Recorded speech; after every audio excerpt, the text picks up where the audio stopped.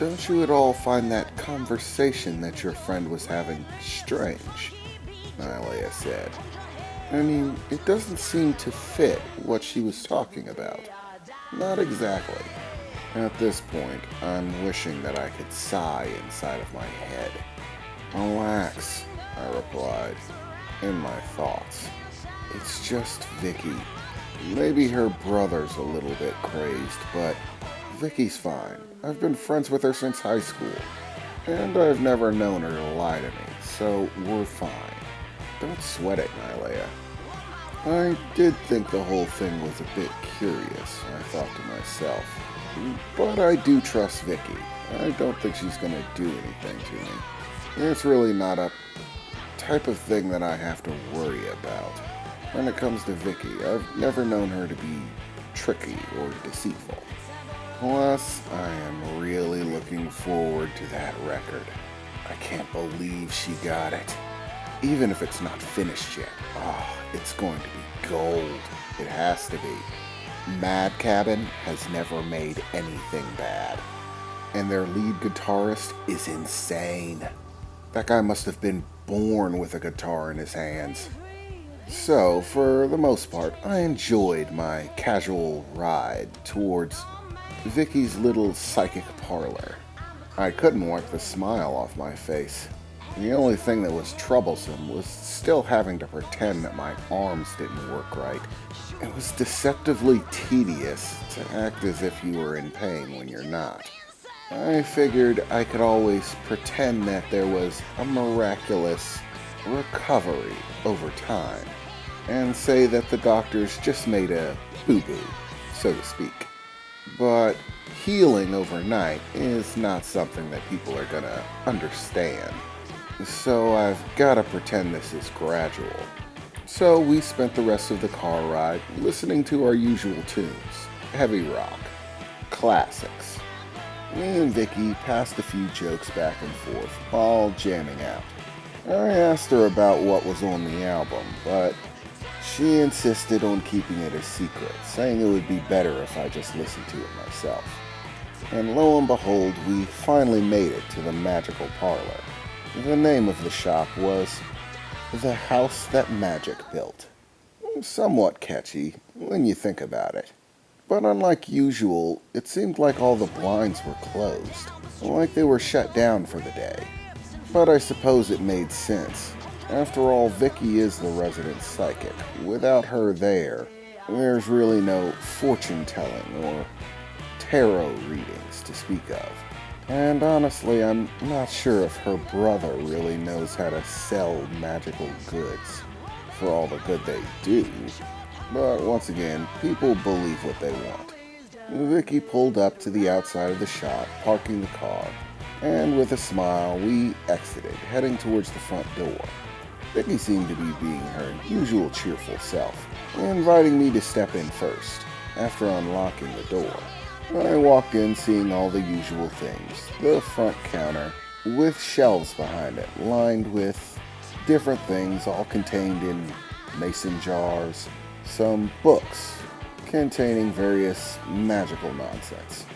Unfortunately, upon entering and seeing the store as it usually is, I felt a very hard, cold feeling on the back of my head. Hey, Kevin, how's it going? I'm gonna need you to stay real still and do exactly what I tell you to. Alright, buddy? I heard Vicky's brother say, in his usual wise-aleck tone, but at the same time, very seriously. And I'm not a rocket scientist, but I know the feeling of a weapon in the back of my head. This is not happening. Vicky, I think your brother has lost his shit. A little help if you would, I said, before hearing a click and feeling another cold, steely sensation on my back. I moved just enough to look behind me and see Vicky holding a gun at my back. You heard him. March. You'll find yourself a nice chair in the room to the right. keep it slow. I don't want anything bad happening to you. This is not happening. What the hell is going on? Why are they doing this?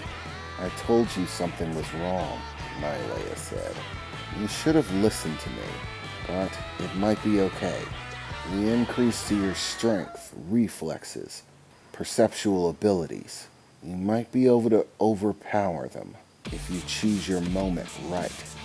Nylea, this is not the time, I thought at her, angrily. This has to be some sort of misunderstanding. I can handle it. No one's overpowering anyone, I thought to her, before saying, Vicky, if this is a joke, it's not funny. There's no joke about this, imposter. Now, unless you think bullets feel good, I suggest you get walking. What the hell?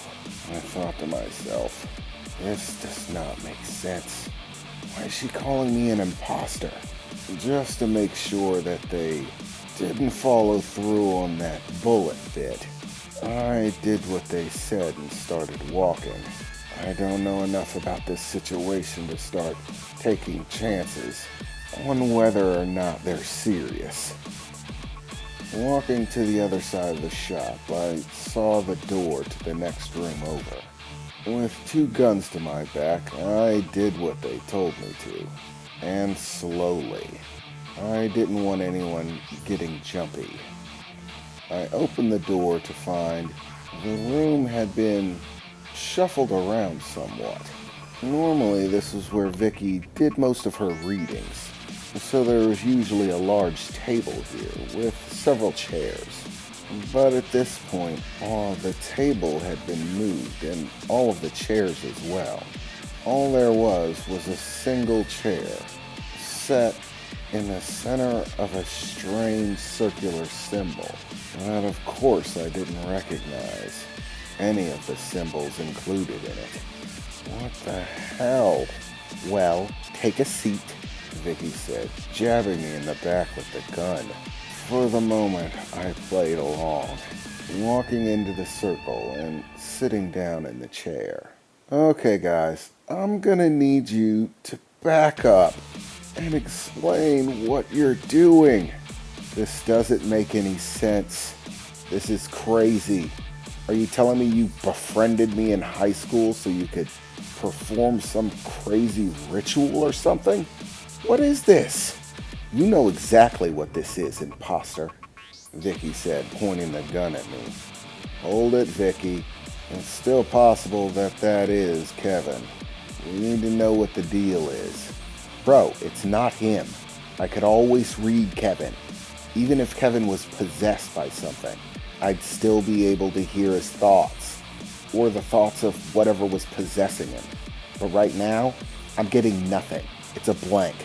Like there's some sort of protective barrier. I can't hear anything in his head. It's not Kevin. And have you noticed how easily he's moving those arms around? I talked to his dad. According to the doctors that treated him, he's basically crippled. He shouldn't be able to move them at all.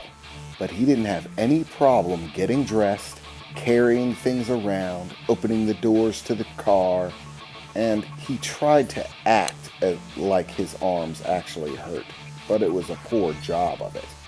He's not in any pain. Those bandages are for show. I'm telling you, bro, that's not him. It has to be something else. And whoever or whatever you are, you're going to tell me exactly where Kevin is, or we're going to do very terrible things to you, Vicky said, looking at me very angrily. Vicky, I think there's been a great deal of misunderstanding here. I am Kevin. I'm not anybody else. I'm not an imposter. I fucking swearsies. You can ask me anything you want. Ask me something that only I would know. I promise, it's me. So please just put the guns down and let's talk about this. Because believe it or not, I am still quite frightened of getting shot. This is not fun.